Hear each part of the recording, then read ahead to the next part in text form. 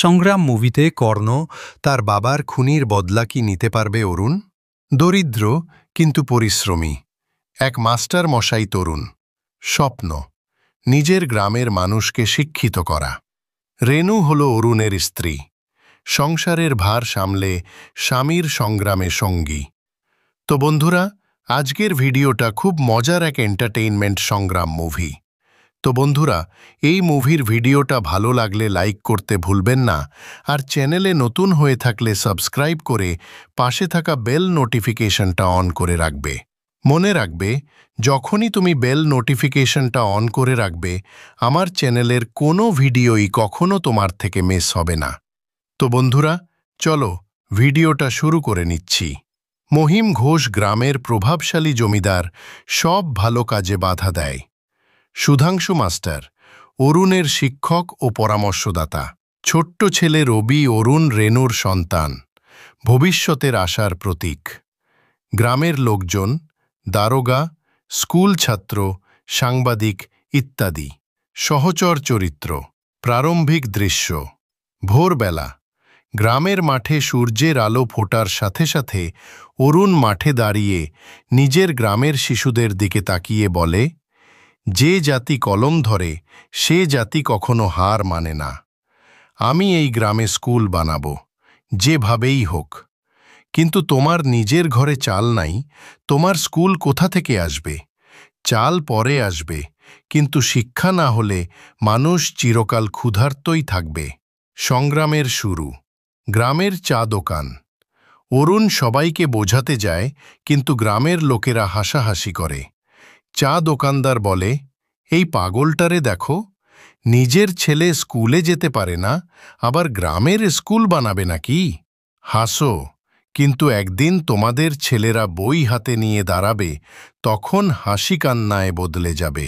প্রতিবন্ধকতা। মহিম ঘোষের বাড়ি অরুণ গ্রামের জমিতে স্কুল গড়তে চায়, কিন্তু জমির মালিক মহিম ঘোষ বাধা দেয়। মহিম ঘোষ বলল, তুই জানিস আমি কারা? আমার জমিতে স্কুল হবে না। এই গ্রামে অন্ধকারই থাকবে, কারণ সেই অন্ধকারেই আমি রাজা। অরুণ বলল, আপনি রাজা হতে পারেন, কিন্তু আমি আলোর সৈনিক।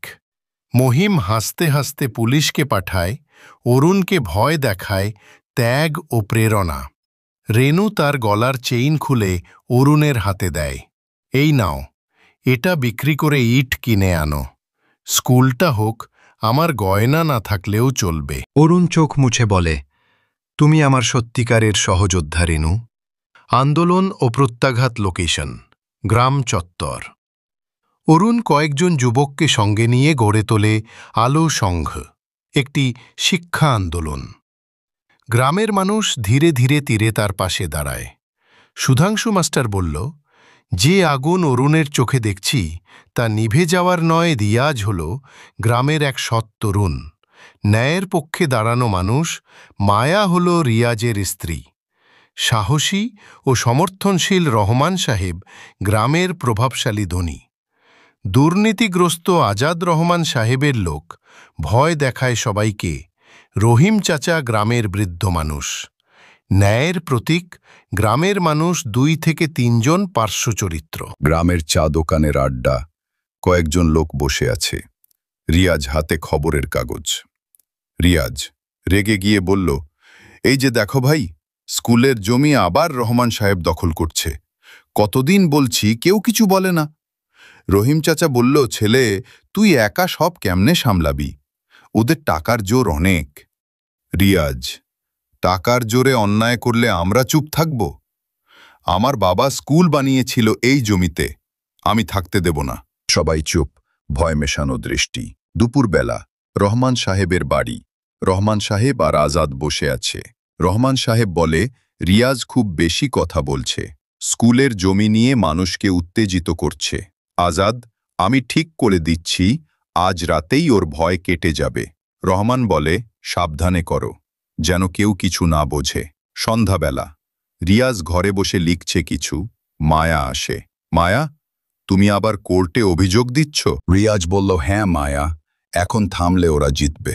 স্কুলের বাচ্চারা মাঠ হারাবে, আমি সেটা হতে দিতে পারি না। মায়া, আমি জানি তুমি সঠিক কাজ করছো, কিন্তু সাবধানে থেকো। রিয়াজ হেসে হেসে বলে, সংগ্রাম ছাড়া কোনো পরিবর্তন আসে না মায়া। অন্ধকার রাস্তায় রিয়াজ হাঁটছে। আজাদ পেছন থেকে আসে, দুজন দুষ্কৃতকারী সহ। আজাদ, এত নায়কই করো কেন রিয়াজ? জমি বাঁচাবে? আজ তোকে বাঁচতে দেব না। মারামারির শব্দ। রিয়াজ আহত হয়ে পড়ে যায়। আজাদ হেসে বলে, এবার বুঝবি রহমান সাহেবের ক্ষমতা কি। ওরা পালায়। পরের দিন সকালে গ্রাম উত্তাল। রিয়াজ আহত অবস্থায়, গ্রামের মানুষ ভিড়। মায়া কাঁদছে, ওরা আমার স্বামীকে মেরে ফেলতে চেয়েছিল। রিয়াজ দুর্বল কণ্ঠে, না মায়া, ভয় পেও না, আমি বাঁচব, সংগ্রাম থামবে না। রহিম চাচা, আমরা চুপ থাকব না আর, এখন সবাই একসাথে দাঁড়াবো। গ্রামের মানুষ চিৎকারে বলে, ন্যায় চাই, জমি ফেরত চাই। আদালত ও জয়ের মুহূর্ত। 2 সপ্তাহ পর আদালতের দৃশ্য। বিচারক বলে, জমি সরকারি স্কুলের জন্য বরাদ্দ, রহমান সাহেবের দখল অবৈধ। হাতুড়ির শব্দ। বিচারক, অভিযুক্তদের শাস্তি দেওয়া হলো। রিয়াজ, মায়া, গ্রামের মানুষ আনন্দে কাঁদছে। রিয়াজ বলল, এই জয় আমার না, আমাদের সংগ্রামের জয়। স্কুলের মাঠে শিশুদের খেলা, বাচ্চারা খেলছে। রিয়াজ ও মায়া তাকিয়ে হাসছে। রিয়াজ বলল, দেখো মায়া, এই হাসিগুলোই আমার সংগ্রামের ফল। মায়া হাসে, তুমি সত্যি লড়াই করেছ, শুধু নিজের জন্য না, সবার জন্য। অন্যায়ের বিরুদ্ধে ছোট ছোট সাহসী সবচেয়ে বড় সংগ্রাম। অন্যায়ের বিরুদ্ধে এক সাধারণ মানুষের ন্যায়ের লড়াই। সংগ্রাম মানে কেবল যুদ্ধ নয়, এটা নিজের ও সমাজের পরিবর্তনের ডাক। আরিফ নায়ক, সাধারণ চাকুরিজীবী, ন্যায়নিষ্ঠ ও সাহসী মানুষ। মেহরিন নায়িকা, আরিফের স্ত্রী, আবেগপ্রবণ কিন্তু দৃঢ়চেতা। রহমান সাহেব দুর্নীতিগ্রস্ত ব্যবসায়ী, যিনি গ্রামের জমি দখল করে কারখানা বানাতে চায়। আজাদ রহমানের দালাল, ভয় দেখানো তার কাজ।